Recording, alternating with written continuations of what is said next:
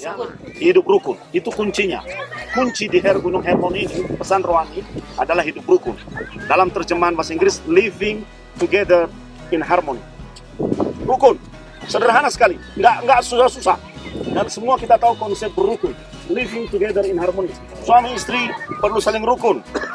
Anak rukun dengan orang tua, gembala rukun dengan jemaat. Itu saudara, kata kuncinya adalah rukun. Kata rukun dalam bahasa Ibrani itu echad, menyatu. Artinya tidak ada lagi perbedaan satu dengan yang lain. Mereka menyatu, mereka bergabung bersama-sama dan bergerak secara sinkron. Living together in harmony. Itu kuncinya. Apa yang kita dapat ketika kita living together in harmony? Kalimat terakhir itu bisa baca? Seperti minyak yang di kepala Harun.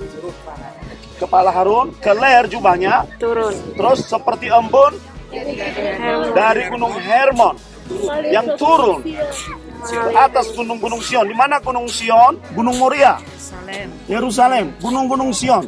Ini adalah gunung yang paling tinggi di tanah suci. Kurang lebih 2.800 meter di atas permukaan laut. Ketika selesai salju di sini, maka matahari akan membawa uap itu turun naik ke atas, lalu turun ke bawah oleh kekuatan gravitasi bumi, membasahi tanah Yerusalem, dan itu yang membuat tanah Yerusalem menjadi subur. Ya. Nah, coba perhatikan kalimat terakhir itu. Kalimat terakhir, sebab kesanalah Diperintahkan Tuhan. Tuhan memerintahkan berkat kehidupan untuk selama-lamanya. Jadi kata kuncinya, kalau kita rukun, perhatikan, kalau kita rukun dan menjadi orang yang mengusahakan kerukunan, ada orang itu di mana dia ada, yang rukun jadi bubar. Ada kan? Tukang berantem. No, nggak ada konsepnya di situ. Biar aja.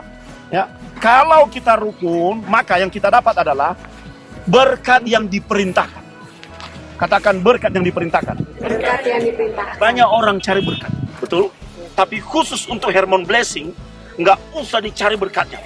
Cukup rukun dan jadi pembawa kerukunan, maka berkat akan diperintahkan Tuhan pergi kepadamu. Dia berkata, kalau Bapak Ibu butuh kesembuhan, hai berkat kesembuhan, ikut orang itu. Butuh berkat materi, hai berkat materi, ikut orang itu. Jadi berkat nurut apa kata Tuhan, sesuai dengan keputusan orang itu untuk melakukan rukun atau tidak. Selain berkat yang diperintahkan, ini berkat yang diperintahkan, saudara. Makanya kalau kita jadi pembawa rukun, gak usah ngapa-ngapain pun, kita hidup di berkat. Karena berkat, katakan, orang benar dikejar-kejar, berkat mengejar-ngejar. Siapa? Benar. Jadi siapa yang ada di depan? Berkat. No. Kita. Siapa yang di belakang kita? Jadi di mana kita pergi? Iya, begini. Ikut. Jadi orang benar. Orang benar salah satu cirinya harus rukun. Selain berkat, di situ dikatakan kehidupan. Live, revive, kehidupan. Bukan hanya berkat jasmani loh, saudara. Kehidupan Tuhan perintahkan. Jadi makanya orang-orang yang membawa kerukunan itu jarang sakit. Penyakit bahkan menjauh dari tubuhnya. Karena apa? Karena Tuhan memberi kehidupan kepadanya. Apa yang dikerjakannya berhasil. Amin.